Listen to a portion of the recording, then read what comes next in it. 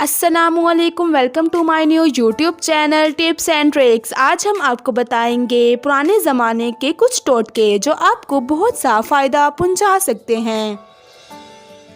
Number 1, कोई भी फांस या कांच का बारीक टुकड़ा आपको चुभ जाए तो इसका फौरी हल ये है कि आप शीशे की बोतल लेकर इसको किनारे तक गर्म पानी से भर लें और जिस जगह फांस या कांच तकलीफ दे रहा हो उस जगह पर दबाव डालें।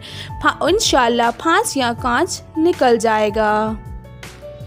नंबर 2, जुओं का खात्मा और बालों के लिए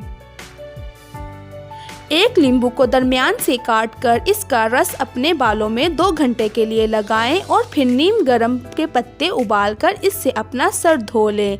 इंशाल्लाह इससे जुओं का खात्मा भी होगा और याद रखिएगा इससे अपनी आंखें बचाइएगा।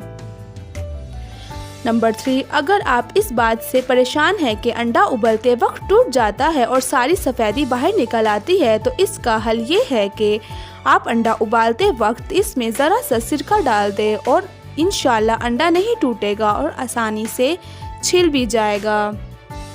नंबर 4, अगर आपको महसूस हो रहा है कि आपके गले में बाल फंस गया है, इसका फौरी हल ये है कि एक गिलास लें और इसमें पानी भर लें, एक छुरी लें, इसको पानी में घुमाएं, वो पानी पी लें, गले में से बाल इंशाल्लाह ख़त्म हो जाएगा।